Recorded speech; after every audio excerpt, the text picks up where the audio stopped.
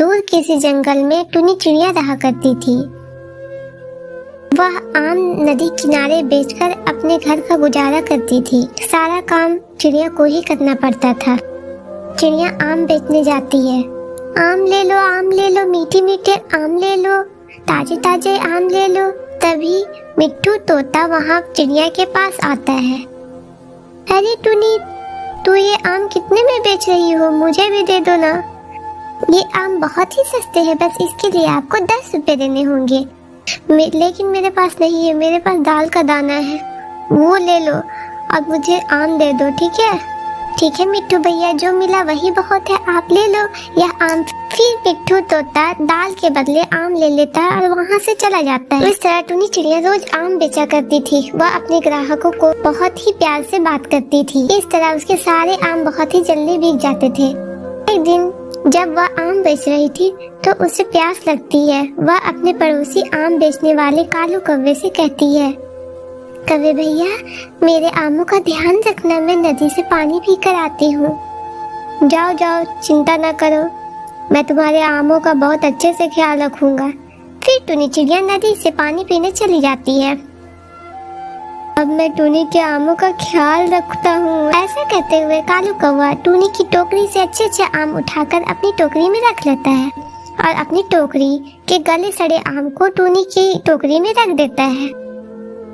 जब टुनी वापस आती है तो अपने आम गले सड़े देखकर रोने लग जाती है। मेरे आम कैसे गल सड़ गए? धूप बहुत तेज है, इसलिए तो मेरे आम खराब नहीं हो गए। उस दिन टुनी खाली हाथ घर चली जाती है। मम्मा, आप आज खाना नहीं लाई हो? नहीं बेटा, तुम्हें अभी बगीचे से पका हुआ आमला देती हूँ। टुनी चिड़िया, अब तुम्हारे आमों में वो पहले वाली बात नहीं रही। मैं तो कालू कौवे से ही आम खरीदूंगा। ऐसे चिड़िया की बिक्री बहुत कम होने लगी थी। क्या आप तुम्हें नहीं लगता कि इतनों से हमने कोई शरारत नहीं की है? गोरी, कोई ना कोई शरारत करने का तो मेरा भी मन कर रहा है, परंतु कोई नई शरारत मेरे दिमाग में नहीं आ रही है। तुम्हारी पत्नी के दिमाग में एक नई शरारत है, बहुत मजा आएगा। गोरी, जल्दी जल्दी बताओ, कोई ऐसी शरारत बताओ जिससे सब पक्षी तंग हो। मुझे तो सारे पक्षियों को तंग करने में बहुत मजा आता है। कालू जी, क्यों ना हम चिड़िया के घर जाए और उसे डरावनी आत्मा बनकर डराए। अगर चिड़िया को पता चल गया तो हम पहले चिड़िया के घर का दरवाजा बाहर से बंद कर देंगे ताकि चिड़िया अपने घर से बाहर ना निकल सके, और फिर खिड़की से डराएंगे और चिड़िया से भोजन मांगेंगे। ये बात तो मेरे दिमाग में ही नहीं था। ऐसा ही करेंगे। चलो अब जल्दी, आधी रात है, सब पक्षी अपने अपने घरों में सो रहे हैं। फिर कालू कौवा और गोरी कवि वहाँ से चले जाते हैं। कालू कौवा चिड़िया के घर के दरवाजे की कुंडी बाहर से लगा देता है और फिर वह दोनों चिड़िया के घर की खिड़की के पास जाकर बैठ जाते हैं। उठो चिड़िया, उठो चिड़िया, आज तुम्हारा समय आ गया है। मैं शैतानी आत्मा हूँ और मुझे एक पक्षी खाना है। मम्मा, मम्मा, खिड़की से कोई आवाज दे रहा है। सो जाओ बेटा, आप कोई सपना देख रहे होंगे। इस समय हमें कौन आवाज देगा? ये सपना नहीं है चिड़िया, मैं आत्मा हूँ। तुम्हें खाने आया हूँ, तुम्हें भी खाऊंगा और तुम्हारे इस छोटे से बेटे को। बेटा जल्दी से उठो, कोई आत्मा है यहाँ। तो कोई नहीं भाग सकता हमसे बचकर, दरवाजा बाहर से बंद है। वो तो डर कर अपनी मम्मा के साथ लग जाता है। शैतानी आत्मा जी, हमें माफ कर दे, हमें खाने से आपका पेट नहीं भरेगा, हम पर कोई ज्यादा मांस भी नहीं है। मैं छोड़ देती हूँ तुम्हें अगर एक वचन दो तो। बताए आत्मा बहन जी, मैं सब करूँगी, परंतु मेरे बेटे को और मुझे कुछ न कहना। हमें आत्माओं से बहुत डर लगता है। पहाड़ों पर बड़े पेड़ के पास हमारे लिए भोजन रखना। अगर ऐसा ना किया तो हम तुम्हारे बेटे को खाएंगे और फिर तुम्हें। आत्मा बहन जी, मैं भोजन रखूंगी, बस एक बार छोड़ दे हमें। अगर किसी को बताया, नहीं, मुझे क्या जरूरत है किसी को बताने की कि भोजन मांगा है आत्मा जी आपने। मैं किसी को नहीं बताऊंगी। फिर गोरी और कालू कौवा वहाँ से चले जाते हैं। मैंने तो अपनी हंसी बहुत मुश्किल से रोकी कालू जी। जब चिड़िया मुझे आत्मा बहन जी कहकर बुला रही थी। अब तो कल हमें भोजन की कोई फिक्र न होगी, मुफ्त में भोजन खाएंगे और सारा दिन सोएंगे।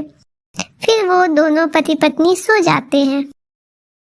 मुझे तो ऐसा लग रहा था कि वो आत्मा हमें खा ही जाएगी। मैंने अपने दोस्तों से सुना है ये आत्माएं बहुत जालिम होती है, ये पक्षियों का खून पी जाती है।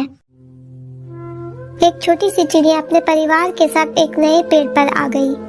यह पेड़ बहुत ही सुंदर था और उस पर कई रंगीन पत्ते थे। चिड़िया ने उस पेड़ को अपने नए घर के रूप में चुन लिया। वह और उसका परिवार बहुत खुश थे क्योंकि यहाँ पर उन्हें बहुत सारी चीजें मिलने वाली थी। चिड़िया ने शुरुआत में पेड़ के ऊपर की ऊंचाई पर एक छोटा सा घर बनाया। उसने उसे अपने परिवार के सदस्यों के लिए सुविधाजनक बनाया था। परंतु वक्त के साथ चिड़िया के परिवार में और भी चिड़ियाघर बढ़ गई। चिड़िया ने अपने परिवार के लिए एक बड़ा और खूबसूरत घर बनाने का फैसला किया। वह अपने घर को और भी सुंदर और आरामदायक बनाने के लिए पेड़ के ऊपर और भी ऊंचाई पर बनाने का निर्णय लिया। चिड़िया ने अपने नए घर की तैयारी की और घर बनाने के लिए लकड़ी इकट्ठे के लिए जंगल की तरफ निकल पड़ी। तभी जंगल में एक कौवा एक पेड़ पर मिल गया। दोनों ने एक दूसरे को देखा और दोस्ती करने का फैसला किया। चिड़िया ने कहा, इस जंगल में मैं नई आई हूँ, इस जंगल के बारे में मुझे कुछ भी नहीं पता है, क्या हम साथ में घर बना सकते हैं? कौवा ने मुस्कुराया और कहा, हाँ बिल्कुल, हम दोनों मिलकर एक खूबसूरत घर बनाएंगे। दोनों ने मिलकर सोचा कि उनका घर कैसा होना चाहिए। चिड़िया ने कहा, मुझे घर बनाने के लिए कुछ पत्ते और लकड़ियाँ चाहिए जो मुझे ऊपर तक ले जा सके। कौवा ने कहा, और मुझे कुछ चारा चाहिए जिसे मैं घर के अंदर रख सकूं। चिड़िया और कौवा ने मिलकर काम शुरू कर दिया। चिड़िया ने लकड़ियाँ और पत्ते उठाए जबकि कौवा ने चारा इकट्ठा किया। दोनों ने मिलकर एक खूबसूरत घर बनाया। चिड़िया ने ऊपर तक अपने पत्तों से छत बनाई जबकि कौवा ने अंदर रहने के लिए एक छोटा सा कमरा बनाया। घर बनाने के बाद दोनों ने एक दूसरे को धन्यवाद किया और अपने नए घर में शिफ्ट हो गए। चिड़िया ने कहा, देखो हमारा घर कितना सुंदर बन गया है। अब इसे हमें बहुत अच्छे से रखना होगा और साफ सफाई का बहुत ध्यान रखना होगा। हाँ बिल्कुल, हम दोनों मिलकर बहुत अच्छा काम किया है। दिन गुजरने के साथ चिड़िया ने नोटिस किया कौवा हमेशा चारा खा रहा है और घर का कुछ हिस्सा बिगाड़ रहा है। उसने कौवा से कहा, मैंने देखा है कि तुम हमेशा चारा खा रहे हो और हमारा घर बिगाड़ रहे हो, क्या तुम थोड़ा सावधानी से अपना ख्याल नहीं रख सकते हो? कौवा ने मुस्कुराया और कहा, मुझे माफ करना टूनी, मैं अपना ख्याल थोड़ा सा नहीं रख पाता। मैं कोशिश करूंगा कि अपने आप पर कंट्रोल करूं। कौवा ने अपना ख्याल रखना सीखा और चिड़िया ने समझा और कौवे की मदद करने का फैसला किया। उसने कौवा को सिखाया कि घर का ख्याल रखना कितना जरूरी है और दोनों ने मिलकर घर की देखभाल की। दिन गुजर गए और दोनों ने एक दूसरे की मदद से अपने घर को और भी सुंदर बनाया। एक दिन एक बड़ा सा तूफान आया। चिड़िया और कौवा ने डर कर अपने घर में छुप गए। तूफान के बाद जब दोनों बाहर निकले तो देखा कि उनका घर तूफान से टकरा गया था, लेकिन वो दोनों सुरक्षित थे। चिड़िया ने कहा, देखो हमारी दोस्ती और एकता ने हमारे घर को बचा लिया। कौवे ने मुस्कुराया और कहा, हाँ बिल्कुल, अगर हम मिलकर काम नहीं करते तो शायद हमारा घर तूफान में बच नहीं पाता। इस कहानी से हमें ये सीख मिलती है कि दोस्ती और एकता में असली जीवन की खुशी है। हम जब मिलकर काम करते हैं तो कोई भी मुश्किल आसान हो जाती है। या खुदा, अब मैं क्या करूं? बारिश का मौसम शुरू हो गया है और बारिश कभी भी शुरू हो सकती है, लेकिन मैंने तो अभी तक अपने लिए पक्का घर भी नहीं बना पाया है और मैं तो अंडे भी देने वाली हूँ। अगर बारिश शुरू हो गई तो फिर मैं अपने अंडों को लेकर कहाँ जाऊंगी और कहाँ रहूंगी? मेरे पास तो रहने की कोई जगह नहीं है। रानू चिड़िया बैठी ऐसे सोच रही थी कि तभी वहाँ कालू कौवा आ जाता है और वो रानू से कहता है, रानू क्या हुआ है? तुम यहाँ ऐसे क्यों बैठी हो? देखो बाहर कितना अच्छा मौसम हो रहा है, चलो हम दोनों कहीं बाहर घूमने चलते हैं।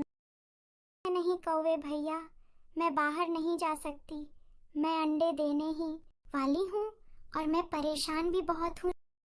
तो ये तो खुशी की बात है, तुम अंडे देने वाली हो तो इसमें परेशानी क्या है? तुम क्यों परेशान हो?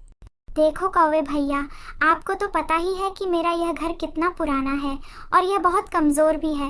ये तो बारिश में कभी भी टूट सकता है, इसका कुछ नहीं पता। मेरे पास तो रहने के लिए दूसरा घर भी नहीं है, तो मैं बारिश के मौसम में अपने बच्चों की और अंडों को देखभाल कैसे करूंगी? रानू चिड़िया की यह बात सुनकर कालू कौवा अपने आप से कहता है, कहीं ऐसा ना हो कि यह चिड़िया मुझे ही अपने घोंसले की मरम्मत करने के लिए ना बोल दे, क्योंकि मैंने अपना घोंसला तो बड़ी मुश्किल से बनाया है, तो मैं इसका घोंसला मरम्मत नहीं कर सकता। मैं तो यहाँ से चला जाता हूँ। वो कालू कौवा यह सोचता है और चिड़िया से कहता है, ठीक है चिड़िया, तो अब मैं चलता हूँ, मुझे कोई ज़रूरी काम याद आ गया है। यह कहकर वो कालू कौवा वहाँ से चला जाता है और रानू चिड़िया तो इसी सोच में सो जाती है। फिर तभी तेज़ बारिश शुरू हो जाती है और साथ ही हवाएं भी चलने लगती हैं। अगर सिर्फ बारिश होती तो शायद रानू चिड़िया का घोंसला बच जाता, लेकिन साथ में तेज़ हवाएं चल रही थीं और तूफान भी आ गया था, इसलिए रानू चिड़िया का घर तो हिलने लगता है। या खुदा, मेरा घोंसला तो जोरों से हिल रहा है, कहीं ऐसा ना हो यह टूट जाए, मैं इसमें दबकर मर जाऊं। ये टूटे उससे पहले मुझे बाहर निकलना होगा, क्योंकि ये कभी भी टूट सकता है। अब तो मेरे दर्द भी बहुत हो रहा है, कहीं ऐसा ना हो कि मैं यहीं पर अंडे दे दूं और इस घोंसले के साथ मेरे अंडे भी टूट जाएं। मुझे यहाँ से बाहर निकलना होगा। यह बोलकर रानू चिड़िया भी अपने घोंसले से बाहर आती है। उसका घर तो नीचे गिरकर टूट जाता है। बाहर तो बहुत तेज बारिश भी हो रही थी। रानू के घर के पास ही कौवा का घर था। वो सीधे कौवे के घर आ जाती हैं। जल्दी दरवाजा खोलो कौवे भैया, मैं बाहर बारिश में भीग रही हूँ, जल्दी से दरवाजा खोलो। हाँ हाँ रानू, मैं सुन रहा हूँ, बोलो क्या बात है, तुम इतनी तेज बारिश में मेरे घर क्यों आई हो, अपना घर छोड़कर? वो कौवे भैया, मैंने आपको बताया था ना कि मेरा घर बहुत कमजोर है, थोड़ी सी हवा और बारिश में टूट जाएगा और वही होगा, मेरा घर टूट गया। अब आप मुझे अपने घर में थोड़ी सी जगह दे दो ताकि बारिश रुकने तक मैं रह सकूं। मैं अंडे भी देने वाली हूँ, मेरे पेट में बहुत दर्द हो रहा है, तो प्लीज मुझे अपने घर के अंदर बुला लो। चिड़िया की यह बात सुनकर तो कालू कौवा अपने आप से कहता है, मैंने अगर चिड़िया को अपने घर के अंदर आने दिया और इसने यहीं पर अपने अंडे दे दिए, तो फिर तो जब तक इसके बच्चे बाहर नहीं आएंगे ये तो यहीं पर रहेगी इससे। अच्छा, तो मैं इससे मनाही ही कर देता हूँ। मैं तुम्हारी मदद तो करता, लेकिन मेरे घर पर तो मेरे ससुराल वाले आए हुए हैं और इसमें बिल्कुल भी जगह नहीं है, तो तुम किसी और के घर जाकर मदद मांगो। यह कहकर कालू कौवा अपने घर का दरवाजा बंद कर लेता है। तब चिड़िया कहती है, हे अब मैं क्या करूं और कहाँ जाऊं, कौन मेरी मदद करेगा? हाँ सुंदरी काकी, मैं उनके घर चली जाती हूँ, क्योंकि मैं भी तो हर बार उनकी मदद करती हूँ ना, तो वो इस बार मेरी मदद जरूर करेगी। यह कहकर रानू चिड़िया सुंदरी कौवी के घर आती है और वहाँ आकर कौवी को आवाज लगाती है, अरे ओ काकी जल्दी से दरवाजा खोलो, मैं हूँ रानू, मैं बारिश में भीग रही हूँ। रानू रानू क्या बात है, तुम इतनी तेज बारिश में यहाँ क्यों आई हो? फिर रानू चिड़िया को सारी बात बताती है। तब सुंदरी काकी उससे कहती है, रानू मुझे माफ कर दो, मैं तुम्हारी मदद नहीं कर पाऊंगी, क्योंकि मेरे घर तो मेरे रिश्तेदार रहने के लिए आए हुए हैं और तुम्हें तो पता ही है कि मेरा घर कितना छोटा है, तो उसमें हम भी ठीक से नहीं रह पा रहे हैं। फिर रानू सुंदरी कौवी की यह बात सुनकर उदास मन से वहां से सीधी तोते के घर आती है और उसे आवाज लगाती है। तब तोता बाहर आकर कहता है, रानू तुम और इस समय तुम यहाँ क्यों आई हो? तोते भैया, मैं बहुत मुसीबत में हूँ, प्लीज मेरी मदद करो। इस तेज बारिश की वजह से मेरा घर टूट गया है और मैं अंडे देने वाली हूँ, तो आप बारिश रुकने तक मुझे अपने घर में रहने के लिए थोड़ी सी जगह दे दो। देखो रानू, तुम्हें तो पता है कि मेरा घोंसला कितना छोटा है और इसमें हम दोनों पति पत्नी का गुजारा भी अच्छे से नहीं हो पाता है, लेकिन आज मेरी पत्नी मायके गई हुई है, तो तुम आज की रात मेरे घोंसले में रह लो, लेकिन तुम सुबह होती यहाँ से चली जाना, चाहे बारिश रुके या ना रुके। मैं तुम्हें सिर्फ आज की रात रहने के लिए दे सकता हूँ रानू। रानू चिड़िया तो अपने सर पर सिर्फ छत चाहती थी, इसलिए वह तुरंत बोलती है, तोते भैया आपका बहुत बहुत धन्यवाद, कम से कम आपने मुझे आज की रात तो अपने घर में रहने के लिए दे दिया ना, मैं सुबह होते यहाँ से चली जाऊंगी। चिड़िया तुरंत ही तोते के घर के अंदर आ जाती है। रानू बहुत भीग चुकी थी, इसलिए उसे तोते के घर के अंदर बहुत गर्माई महसूस होती है। ये घर हम सबके लिए किसी निर्मल से कम नहीं होते। फिर रात हो जाती है, बारिश भी बहुत तेज हो रही थी। रानू चिड़िया ऐसे सोचते हुए सो जाती है और अगली सुबह वो 2 अंडे भी दे देती है। तब वो कहती है। मैं अब क्या करूं? मैं अपने अंडों को लेकर कहाँ जाऊं? ये बारिश तो रुकने का नाम ही नहीं ले रही है, लेकिन मुझे अपने लिए और अपने अंडे के लिए बाहर जाना होगा और बाहर जाकर कोई ना कोई बंदोबस्त तो करना ही होगा। यह सोचकर रानू चिड़िया अपने अंडों को लेकर वहां से चली जाती है और वो एक पेड़ पर जाकर बैठ जाती है और इधर उधर देखने लगती है कि वो कहाँ अपना घर बनाए।